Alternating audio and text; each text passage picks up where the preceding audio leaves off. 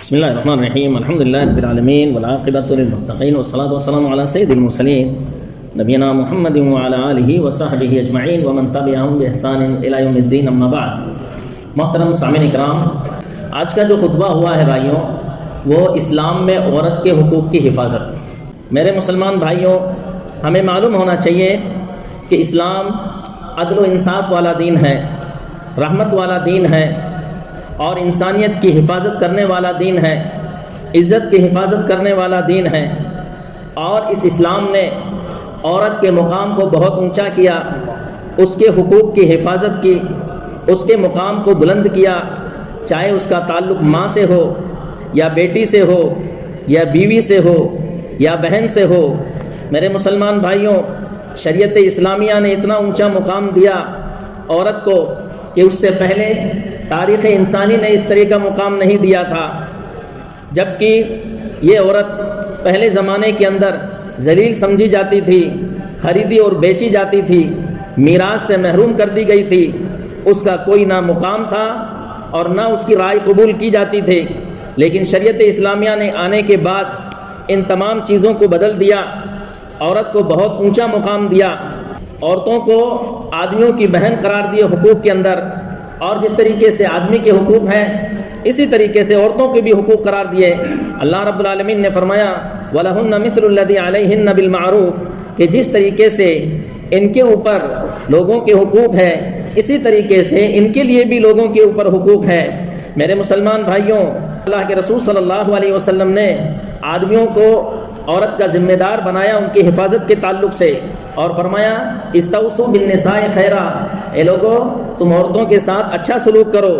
اسلام نے ماں کا اتنا اونچا مقام کیا کہ اس کی اطاعت کو عبادت قرار دیا اور اس کے ساتھ حسن سلوک کو 3 درجہ مقام زیادہ دیا. ایک آدمی اللہ کے رسول صلی اللہ علیہ وسلم کے پاس آتا اور کہتا کہ اللہ کے رسول صلی اللہ علیہ وسلم، میرے حسن سلوک کے سب سے زیادہ حقدار کون ہے؟ تو اللہ کے رسول صلی اللہ علیہ وسلم نے فرمایا حسن سلوک کے سب سے زیادہ جو ہے حقدار تمہاری ماں ہے. یہ 3 مرتبہ اللہ کے رسول صلی اللہ علیہ وسلم نے فرمایا.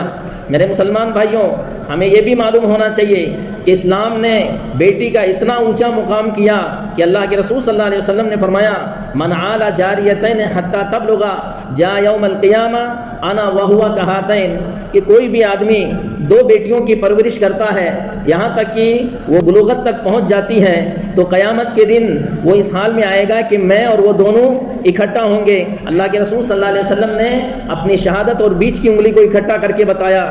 میرے مسلمان بھائیوں، اسلام نے عورت کے حقوق کی بڑی حفاظت کی ہے.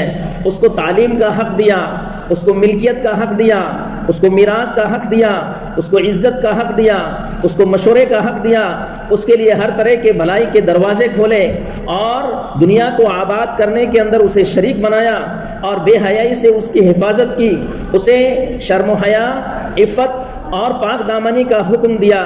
میرے مسلمان بھائیوں، آج ان حقوق کو ظاہر کرنے کی کتنی سخت ضرورت ہے لوگوں کے سامنے کہ لوگوں نے اسلام کو بدنام کیا، اسلام کو نشانہ بنایا. لہٰذا ہم پر ضروری ہے کہ ہم لوگوں کے سامنے اسلام نے جو عورت کو حقوق دیا ہے سامنے رکھیں. میرے مسلمان بھائیوں، اسلام نے کس طریقے سے عورت کے زور دیا ہے اس کے حقوق کے اوپر. ان من کمال العنایت بالمرأة صیانۃ حقوقها فی الاسرہ، کہ عورت کی حقیقی معنوں کے اندر عزت اسی وقت ہوتی ہے جب اس کے حقوق کی حفاظت کی جائے. اس لیے بیوی کا شوہر پر حق ہے، بیوی کا شوہر پر حق ہے کہ وہ اس کے ساتھ حسن سلوک کرے، اس کے ساتھ رحمت، محبت اور سکون سے زندگی بسر کرے. اسی طریقے سے بیٹی کا حق ہے باپ کے اوپر کہ اس کو صحیح تربیت کرے، اس کو نفع بخش تعلیم دے اور ہر طرح کے شر سے اس کی حفاظت کرے.